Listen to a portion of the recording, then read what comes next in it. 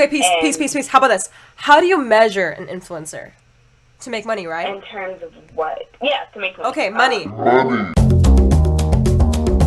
Hey guys, my name's Jade. Welcome back to my channel. What's up? Thank you so much for being here. Today we're gonna call you guys up. This is the Ask Jade show where I answer your deepest, darkest questions on social media. First caller is Charlotte, and I'm getting ready as we're chatting. I want it to be as like, you know, real as possible. I'm a busy gal and I'm just doing my Ask Jade show as I'm putting my makeup on. So it's like a multi-level tasking entrepreneur. Okay, so we're gonna go with the first caller. Thank you so much for watching and we're gonna jump right in. I have a microphone. Hello. Hello. Hello? Hi, this is Jade. You're on the Ask Jade show. Hey Charlotte, how are you? I'm good, how are you? We're doing amazing. So we got the viewers here. So just let us know who you are, what you do, and where you're from. I am from Scotland. I'm currently unemployed. I have a job interview tomorrow, and what was the other question? Yeah, what do you do? What's your profession? I guess what are you currently doing on social media? I have a kind of like vegan-y, foodie bloggy type thing. Okay. So I'm checking out your account. Beautiful foodie blogger. What do you think what's your current problem? How can I help you? I just kind of wonder how to like insert more of myself into it, because obviously right now it's kind of just like a lot of like food pictures, but yeah, I kind of want to strengthen like the personal side of it. I feel kind of like nervous about putting myself on there, and so I just kind of like, it used to be so much more me, and then I just kind of turned it into food, and then now I'm kind of like, okay, I'd like to start putting myself more on there, but I don't really know like where to start or how to go with it. So I get it. So maybe, are you feeling like you get a lot more interaction and people find more value from food pictures, not you? So you feel like if you post a picture, it's like no one gives a shit? Yeah. Okay. That's a real problem. So I want to get into YouTube as well. I don't know, like I've tried picking up the camera, but I just feel so awkward. I don't know how you do it. Like, props to you. Thank you. Well, let me take a look. So is YouTube something you're currently working hard in, or not as much? No, I haven't even started. It's like, I think once I just get over the hump and like post the first video, then I'll be like, okay, yeah, I'm well on my way. Like, you haven't sat down and filmed a YouTube video at all? I filmed like half of one. Okay. So my god. Like, I filmed myself doing it, and I was like, okay, why can't I make eye contact with the lens? Like, do you do Instagram lives, or have you done anything with like face-to-face story interaction? Maybe. No. Like, never. I really need to. This is what I think you should do. I think my biggest ever like tip for just starting to be like, you know, trying to get comfortable with the camera is really hard. I'm telling you, it's like not like I love the camera. It's actually really weird because no one's there, and sometimes if you go on live, right, we like are always here. if you ever like do live, have you done a live before? No, never. Okay, it's just really awkward when no one talks back and you're just like looking for questions and no one's asking anything. So how do you make it less awkward? So my biggest thing I think I want you to try is, the key of being less awkward is called preparation. So let me make it a little more less rah-rah. I think what I would do for you is go down your DMs, and whether you answer every single one or don't, for the next, like, leave it up for 24 hours, make people ask you questions. Start the first couple videos / you want to like segment yourself inside, just make it a Q&A, do heavy Q&A, because what's going to happen is, the reason why people are not as interested as Charlotte the person and more Charlotte the food is because you haven't given them a reason to really care about you as a person. For example, if you say, give me a Q&A, let me answer your questions, and you do face-to-face interaction, they're going to want to watch your YouTube video. So what I would do is, if you don't know what to say, make people ask you. The second thing is, you should try something called, it's called like the 60-minute challenge. I think it might help you. So basically, a little rundown. Okay, are you ready? So I actually, I do this for so many of kind of like my artist friends, like people who make music, because some people just don't want to I don't know why, they're an artist, but they don't want to make a song. So I try to help them with how to be more comfortable putting stuff down on paper. So for you, I would say set a timer, 60 minutes.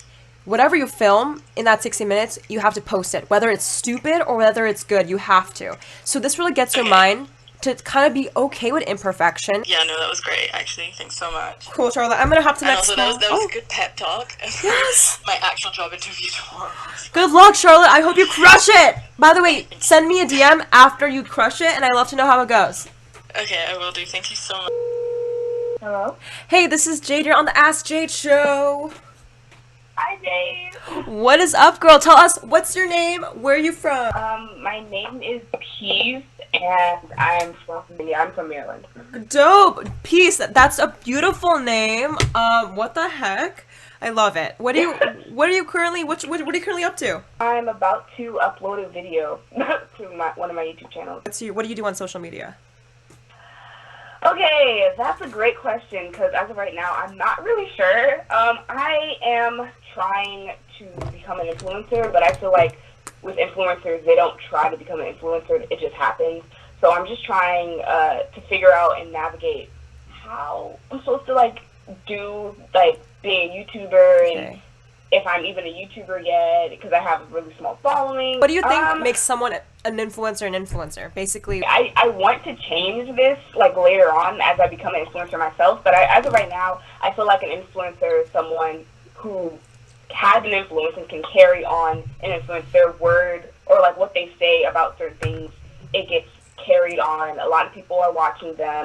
They have a fan base, or they have just people have their eye on them. Okay, peace. How about this? How do you measure an influencer? That's a better question. I guess I feel like you're, like, alluding to, like, amount of subscribers and followers. No, like, how would you measure someone? Like, No? for example, like, how would you measure how influential someone is? There you go. It's a hard one. Think about it. Well, I'm thinking right now is, like, time. Okay. Tell me more. What is that? Explain it to, like, a 5-year-old saying, Peace, how do you measure influence? Go. Well, you might do something great right now, but not everyone can see it. Well, how would you measure your success? I'm not even sure if someone is financially stable. Okay, money. I know a lot of YouTubers actually don't make money, so... Those are the stupid I feel YouTubers. like- You're supposed to make money from Really? YouTube. Of course. Think about it like this. There's nothing wrong with money. It's just about how much time you're dedicated. If you have all your money made from YouTube, you're hashtag dedicated. That's your job. So I feel like people who are half-assing YouTube and don't make money, it's because they're not actually 100% committed, which is not evil. I think people kind of tie grounds too hardly with money. So, I mean, like, let me know. Do you really want to quit your job and do YouTube full-time one day? What if you're starting small and you haven't made any money yet? And, like, you're being consistent, or you're trying your best to, like, where does that place you? What's your goal? To make money, right? In terms of what? Yeah, to make money. Time. Okay. Is time holding you back? Not enough time, not enough money to do what you want, or not enough self-confidence / it's yourself holding you Oh, back. I know what answer this is. What? Number 3. Not enough Oh, confidence. of course. This is what I would do. Peace. I'm gonna help you out with your YouTube career. When you're small, you do the following things. You just test a lot of shit. You just gotta try something, and you're trying to do what people want to do, which is make content.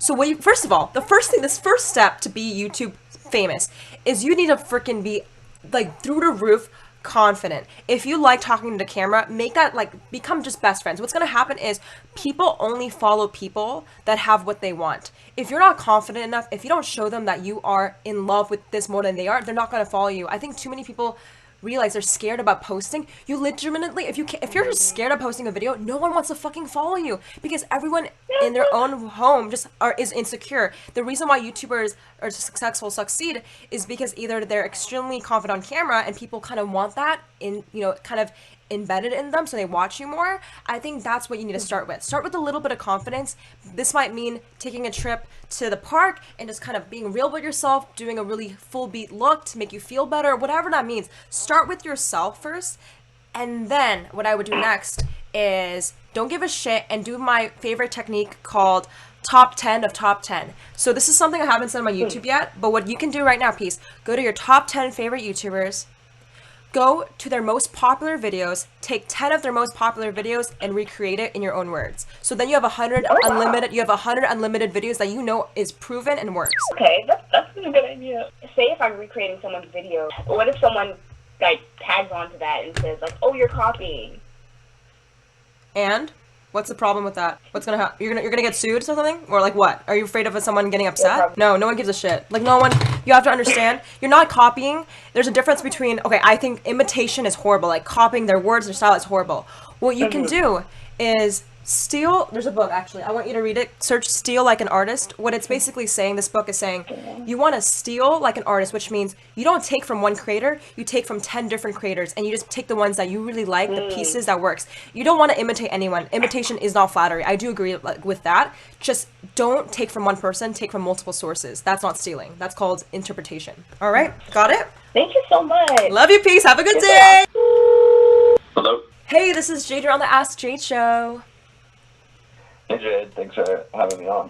What's up? Okay, tell everybody what's your name and where are you from? Jovan Buha, and I'm from LA. Cool. What's up? How can I help you today? So I had a quick question for you. I am a sports journalist, particularly for the NBA. I wanted to know because a lot of my content is access-based, and it's a lot of stuff like at games or events or practices and stuff.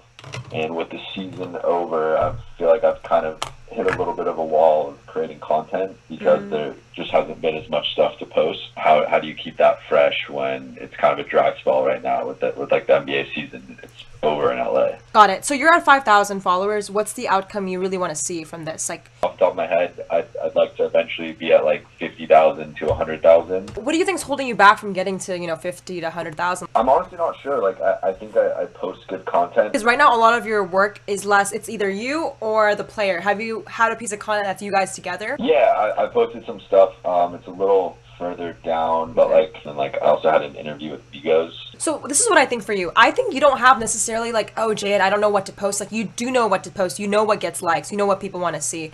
It sounds like to me you just have a distribution problem. Do you think I'm onto something, perhaps? Am I correct? Yeah, So I agree. for yeah, continue. Okay, go ahead. No, you go first. The other thing I've thought about lately that I've been overthink. I tend to overthink in general, but especially now with posting as I've gotten more followers, because I've really grown. Like I probably had 700 like last summer. So as I've gotten more followers, I feel like I've started to overthink my captions and like when I ask a question, I've noticed that I get pretty good engagement and results with questions, but I don't know if I should be asking a question on every post or like some posts I can't really think of a question that would go with the photo. But the one where I'm like posing with the basketball, like I couldn't really think of a question for that. But I think for me it's a distribution, and on top of that, like overthinking Confidence. my captions. And, like, this is what I think about when I put yourself, maybe when I put myself in your shoes, maybe it's like, oh shit, I'm the shit now and I gotta look cool. So like for that, when you feel like you've made it somewhere, I would just do the complete opposite and just tell yourself you haven't done shit. A lot of people, when they get too big, or like not even big, when you just experience fast growth, it can ultimately kill you because in your head you're getting complacent and a little bit less. Yeah. So I think you actually know what to ask and what people want to hear. It's more of a fact of how vulnerable are you just testing a lot of things, because you have to realize you're still in the very beginning stages. Right now you can't overthink. You really can't afford that, but your dreams are bigger, I'm assuming. So maybe you need to actually think about like this. Like, you're just starting. Who gives a fuck if you don't know what to caption it? You have a lot more to go. That's the first thing. Okay. Second thing is, once you get over yourself and you're like, okay, I haven't done shit. This is just only the beginning and I don't need to worry so much about what people think. I would actually take some of your best work. You did the spreadsheet thing, which is fucking cool. And just kind of like do this. Like, it's smart to take a photo with someone that has your audience. For example, Migos, that's huge. What I would do is just take that freaking photo, add a really meaningful caption that describes you and what you do, put that as a Facebook or Instagram ad, and show it to only Migos followers, people who are fans of Migos. I am telling you, they are going to come on your page and be like, oh shit. I'm also, like, because I know a lot of guys, if you target a lot of guys that listen to Migos, they're probably also into basketball. So, you know what I mean? Like, I feel like what you should do is, distribution is simple. Ads. It's literally, what, $5 a day? You can add that in. Just take your best content that you think people would be super interested in, which is probably a photo, and then insert yourself into it, and then get that distribution down. Because you already know what to post. I feel like if you just want more followers, try ads. It's the most targeted and fastest way. Okay.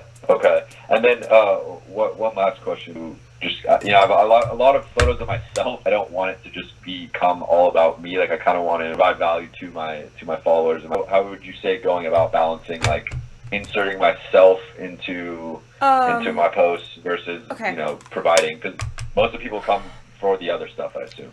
Let me give you an example. There's a reason why Will Smith the page, like Will Smith's Instagram, does better than a Will Smith quotes Instagram. Like there's a reason why quote Instagram pages don't do as well as maybe the personal page.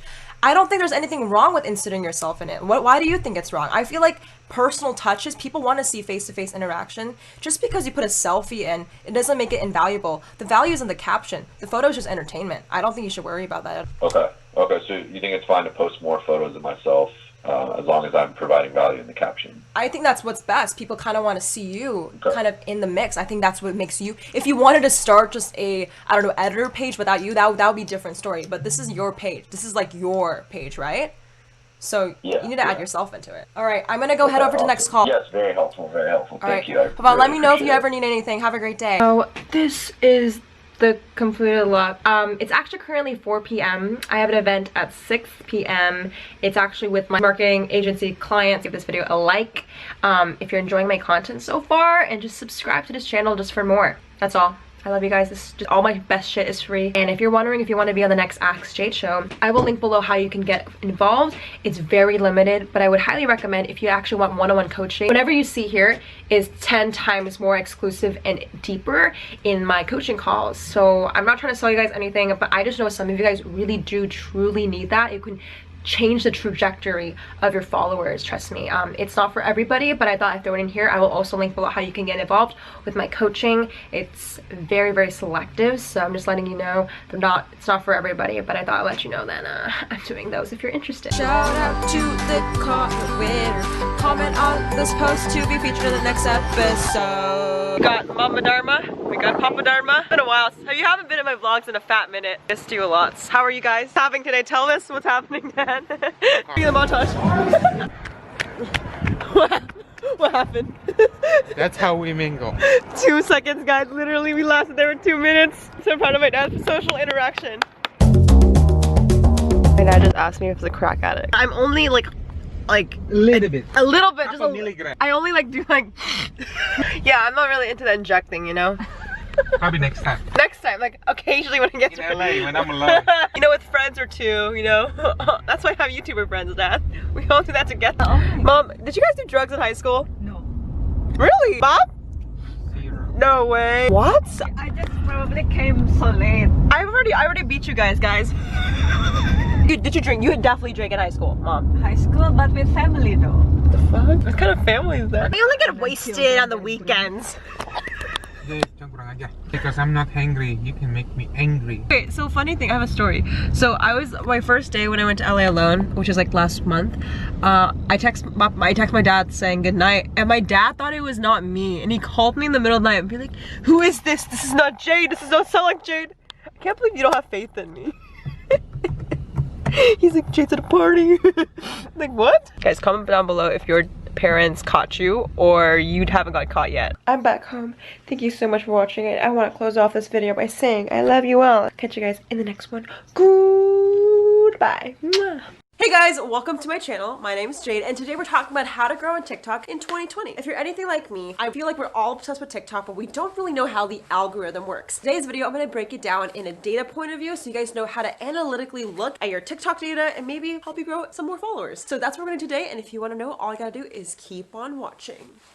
Alright guys, so if you're new to my channel, my name is Jade, and I combine psychology and marketing to give you guys some advice about how to keep relevancy in this age of social media. So today we're focusing on TikTok. I've made 2 videos about TikTok in the past, so if you want to know how to monetize your brand and how TikTokers make money, I will link those videos in the description box below. But today's video is all about growth, so grab a snack, and we're just gonna dive into the first initial tip you need to understand, which is how TikTok pushes video. So TikTok is a social media platform that's focused on vertical video, and they have 2 formats. There's like 15-second video and there's 60-second video. So this goes hand in hand for each format, but today I'm going to focus on the 15 seconds because what TikTok does is they have these stages where if you pass a certain watch time or second mark, they're going to start to push your video onto more For You pages. Now the For You page is kind of like the Explore page, and if your video lands on people's For You page, that means you get noticed. So that's the biggest way to grow on TikTok, is allowing the platform to push your video onto people's For You page. Now in order to do that, you have to fundamentally know one thing, thing, which is watch time. TikTok basically evaluates if your video is good by seeing how long people watch it. So let's just take a 15-second video, for example. I have this video that hits 1.8 million views, I believe, on TikTok. I don't mean to flex, but I just do want to show you guys how this video hit 1.8 million views by looking at the watch time. So in my personal experience, I just really think that TikTok looks at kind of like 3 segments, you could say. The first 3 seconds, the first 5 seconds, and then 10 seconds. So say your video gets watched by a majority of people for only 3 seconds, TikTok's gonna label that video as like less quality and less enticing to a viewer. So because of that, if your video maybe only gets watched a few seconds, they're starting to promote it to maybe a few dozen people, right? Not too many. But if your video surpasses the 3-second mark and maybe goes to the second part, which is the 5-second mark, TikTok's gonna look at that and be like, okay, I'm gonna promote it to maybe 1,000 people. Now, so what I find is if your video surpasses, say, the 10-second mark to maybe all the way to the end, then TikTok says like, wow, this video has a high watch time, which means people are staying on the platform. I'm gonna promote it to 1 million people. So basically, they have these different layers and like, I guess, stages, and really depends on how engaging your video is. So what I'm gonna do is kind of show you some of my analytics from the video that hit 1.8 million views to see if this is really true. I could be making this up out of my ass, but I could also be onto something. So let's take a look at my data from the video that went viral. So I have my phone up. This video with 1.8 million views, the average watch time is 13 seconds. So as you can see, TikTok's like, wow, most people are watching it above X long, so I'm gonna promote it to more people. Now let's take a look at maybe a lower performing video and how long people were watching that. So this video only has, let's say, 10,000 views, which is still a lot, but definitely not 1.8 million. So let's take a look at what happened here. So a video with 10,000 views got around 4 seconds of watch time. So as you can see here, watch time is everything on TikTok. The longer you can retain an audience, the more TikTok's gonna be like, yo, it's a good video, let me push it. So now that you know how the algorithm works, what you can do to leverage this is make sure your content has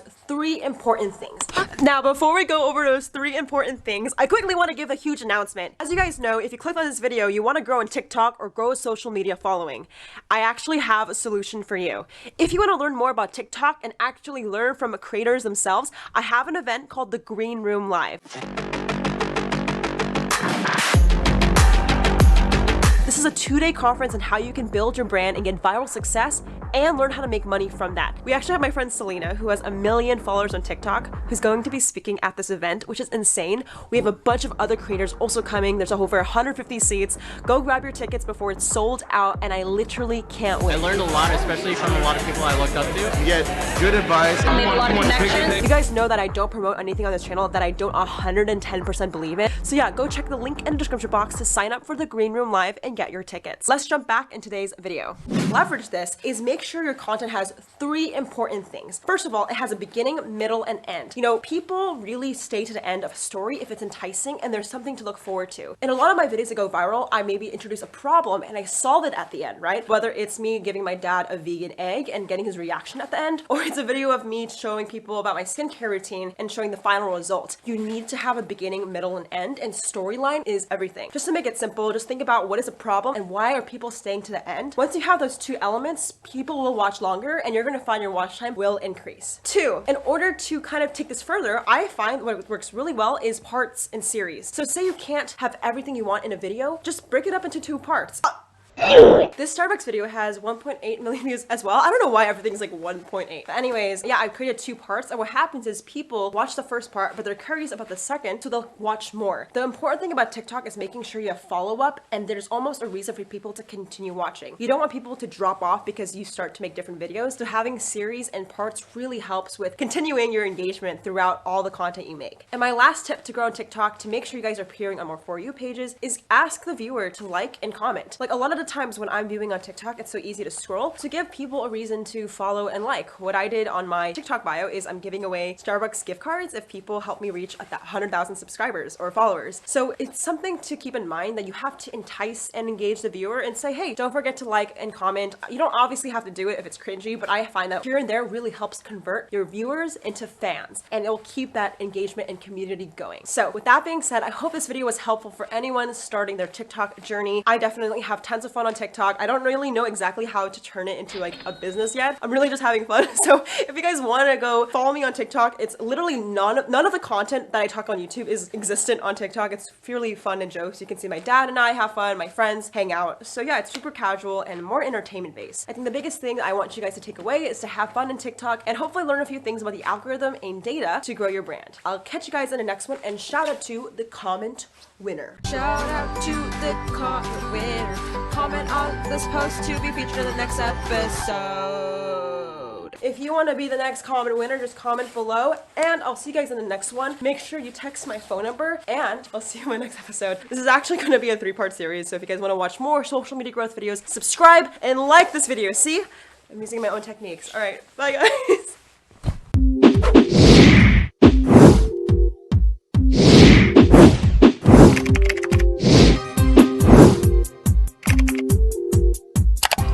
Alright, so if no one's saying it, I'm gonna say it. Influencers are too predictable. Okay, so if you've been living underneath a rock, I've just been seeing more and more influencers pop off in shorter amounts of time, and it's scary how viral success is just getting faster and faster. Now, if you don't believe me, let's just backtrack, and I'm gonna quickly explain why I think influencers are too predictable, because if I don't explain it, a lot of y'all are gonna attack me, okay? And that's not what this channel's about, okay? If you're new to my channel, my name's Jade. I talk a lot about marketing in combination with psychology, and I haven't done this series in a while. Alright, so to quickly break down why I think influencers are predictable, I'm gonna explain the story to give you a little context, so bear with me, okay? Grab a snack, grab a drink, it's about to get spicy. So last week I had a call with my friend Edward Zoe, and we are just chatting about why we think Ava Max is low-key the clone of Lady Gaga. Okay, and I know it's an unpopular opinion, but come on, guys, like, just take a look. It's like the blonde hair, the music, the pop, the attitude, like, we're just sitting here like, this is literally a Gaga clone. And Lady Gaga, right, took years and years to build up to the credibility she has today. You know, she has a hit movie, hit songs, and it took her like 10 years to do so. However, Ava Max kind of popped off the charts in like a year or two. But obviously there's like a lot of hard work underneath that we're not seeing. But that first conversation of Ava Max and Lady Gaga, who are both singers that make similar type of music and aesthetic, which got me thinking, how often is the industry learning from this and literally making little clones? And this is called the clone effect. I'm not gonna lie, I made this up out of my ass, but I really think it's a real thing. And if you don't believe me, get this other example, okay? So Emma Chamberlain, right? She's a YouTube star. In the span of 6 months, she was able to rise to 1 million subscribers last year. And that is insane, and she's doing amazing things with Vogue, Cosmopolitan, and even Louis Vuitton. So you don't need me to sit here and tell you how amazing and successful Emma Chamberlain is to realize that we have another player in town, okay? So Charli D'Amelio is a TikTok star that has now literally almost surpassed Emma's records, right? So on TikTok, Charli reached 10 million followers in 2 months.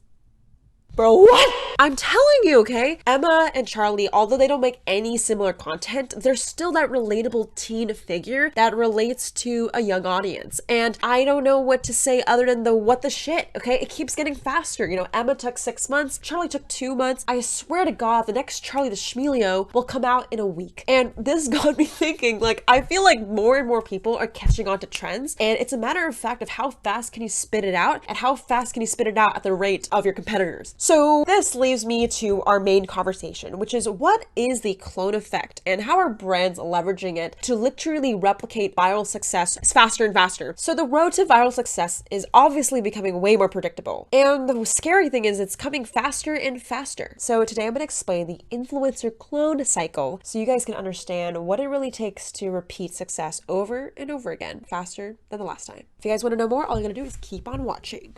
Alright, so honestly, I'm gonna jump in today's video. There's 4 main stages, okay? One is called the protective hype. Second stage is joining forces. Third is get in a scandal. And fourth is survive or die. Now, I know you're wondering, like, what the heck are these phases, Jade? You definitely made it out of your ass. And I definitely did. All of this is bullshit. And I made this up, but to give you the real context of why I think influencers are so predictable. So if you're following along, I actually created an article on Vocal. So if you want to read the full article I typed out with my team, you can read it right here. and you guys can check it out. This video is actually sponsored by Vocal, and I have a quick message for you guys so we can jump right in. Vocal is a platform that provides storytelling tools and communities for creators. You can actually earn money on Vocal, and I'll show you how it's done. So Vocal has these communities, and you're able to post stories and articles in there, and then you can actually earn money by every reader that you get. I actually wrote 3 articles on Vocal, and you guys can check it out. I'm actually in their business category called Journal because I love talking about social media, but they actually have over 34 other categories you can choose from. So like if you're like a beauty influencer, you can go to Blush, or if you're like into travel vlogging, you can go post in Wander.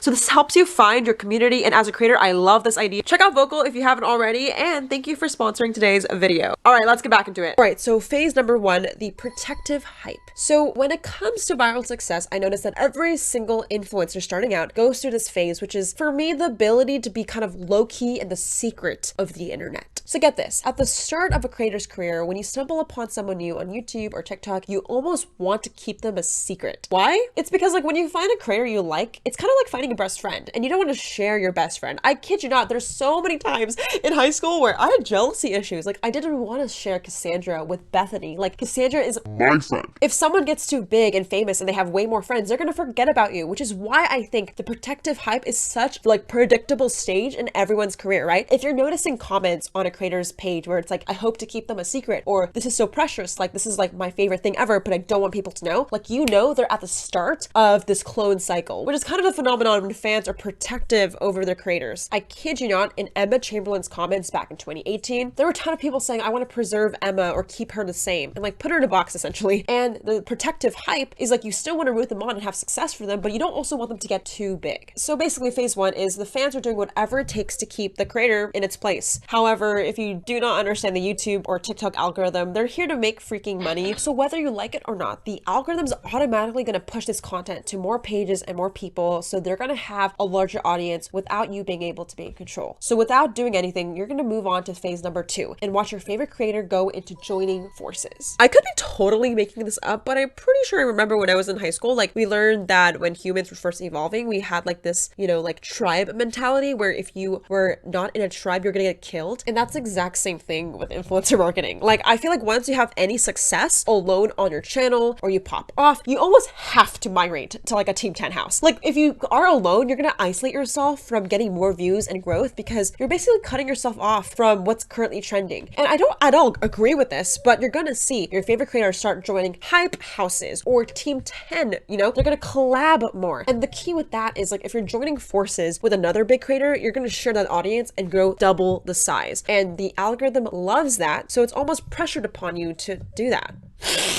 I have not breathed at all throughout this video. Make sure you give this video a like if you're so far enjoying it because I'm getting super excited. So the perfect example after you reach phase 1 is to join a larger group, collab with more creators so you can keep growing because it's better with a team. And I get the tribe mentality, but also I think it's a little bit formulaic and too predictable. Like at this point, if someone's popping off, you're just gonna expect them to join some sort of like house, right? Same with Emma Chamberlain. She joined a group of dote creators. You're gonna start seeing people have this herd mentality just to keep their relevance. And it's kind of weird and low-key dehumanizing because it's like this really straightforward step-by-step format to success. Like the reason why I'm making this video is not to like just tell you guys a little entertaining little fun fact, but it's really just to like show you guys that like, wait a second, like this shit is so predictable. And in the moment, I feel like we can look at these like Team 10 houses or, you know, group trips as like such a thing we want, but in reality, it's just so formulaic that I bet these creators don't really feel a sense of family or community that they portray on camera. And I just hope this video kind of shows that this is so formulaic. All of this is just consistent with, you know, Emma, Team 10, like everything I believe is getting to this point, and I haven't seen anything new in a while. So let me know if you guys agree with this or don't before I move to number 3, which is what I call getting in a scandal. So phase 3 for me is just all about like once you get a level of success, some people will feel strongly about you for good or for worst. And for the people that feel bad about you, they're going to be jealous and mad, and they're just going to try to find anything to pick you and just tear you down. And I don't mean to encourage this, but it's really sad because this is happening to so many people. I don't want to talk about it too much, but like I've just seen my friends go through drama and scandal for things they didn't mean to do or harm the internet. Like, a lot of people don't have these bad intentions, but because of the internet, you know, anyone can get criticized. And I don't know, I've seen it really harm my close friends, but I've also seen it happen with every single creator. Like, I'm pretty sure Charlie D'Amelio's nudes got leaked, or people saw her vaping, and at this point it's just really childish and immature, and honestly, again, predictable, because at this point, like, no matter what you do, you're gonna get criticized, and I really don't agree with that. Like, the number one reason why I think cancel culture is just so popular is because if you use someone's name in a video, you're gonna get views, and whether for good or for worse, there's gonna be people that are just wanting to use your name for a video for their own clout, because again, they don't want you to succeed, they want it for themselves. And you know, that's, you know, facts. I make videos here commenting about like the internet. I just don't know if the right way is to be a negative impact, but that is not for me to decide.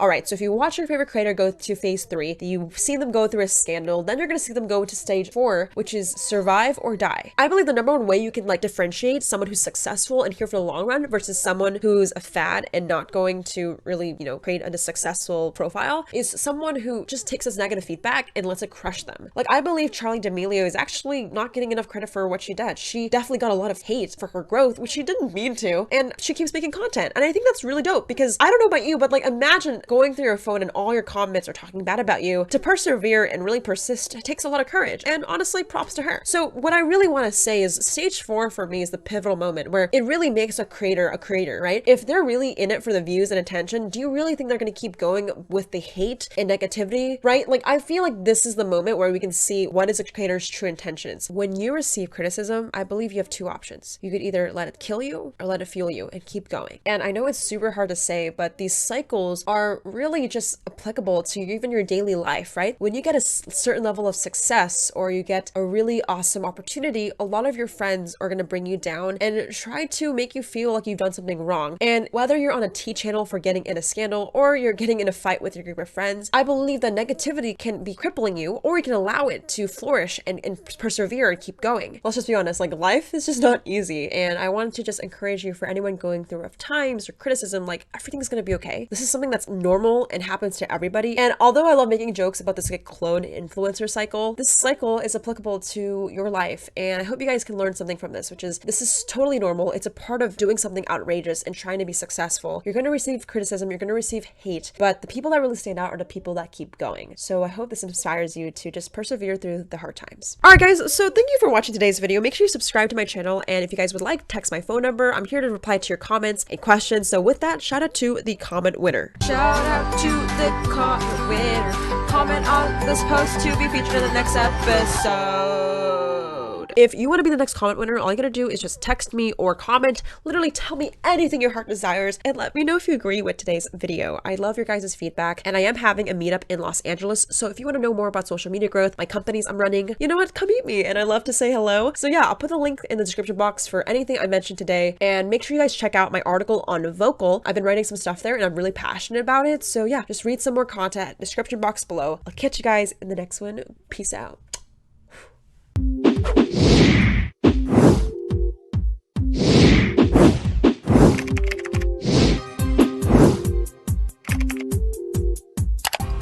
On August 2018, Doge shopping app sent a dozen of social media influencers with millions of followings to a trip in Fiji. Now, what they basically said is, if you promote our app and our company, we'll send you to an island far away.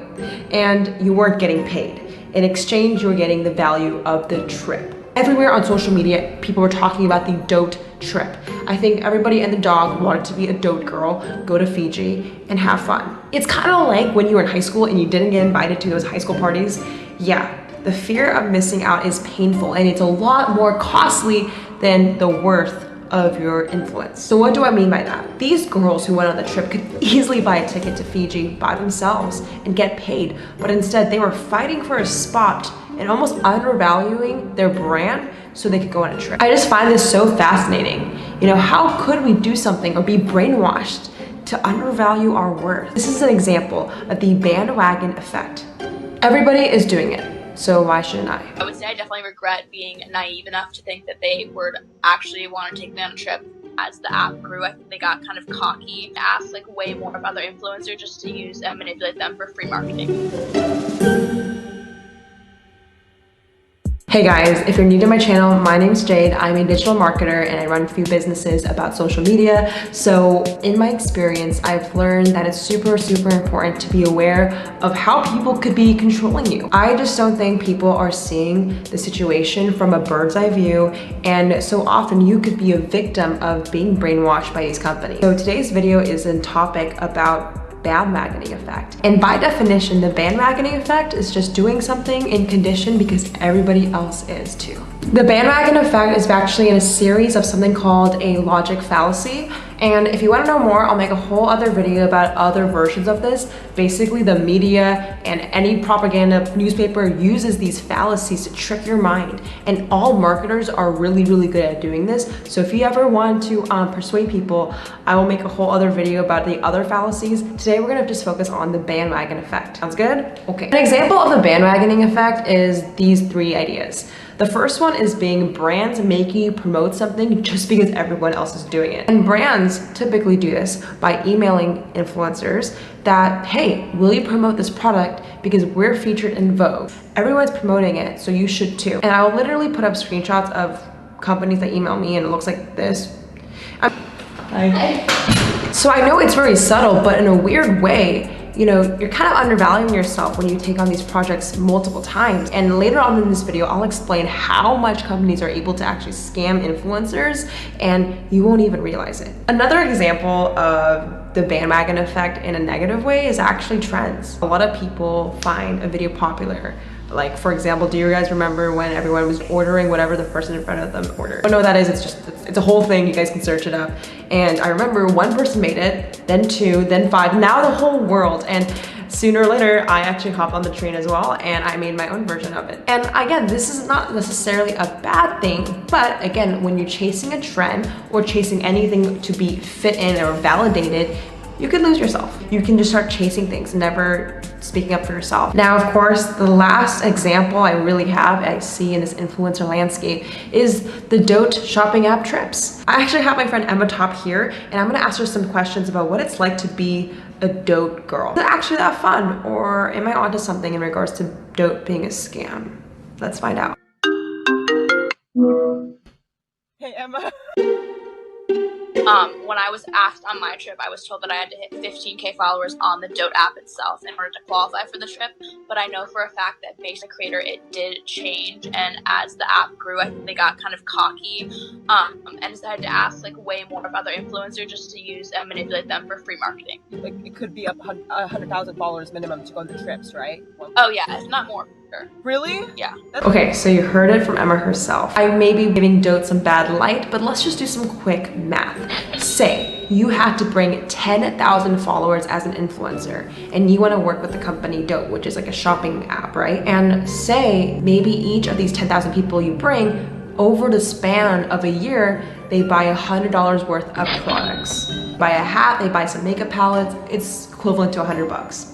Now, this is something called an LTV, or a lifetime value. I work with a lot of clients in e-commerce, so LTV is a term we use to really justify the value of one customer, which is just say in this case, $100 over a year. Now, let's just say the trip itself to take you costs $2,000 upfront for Dote.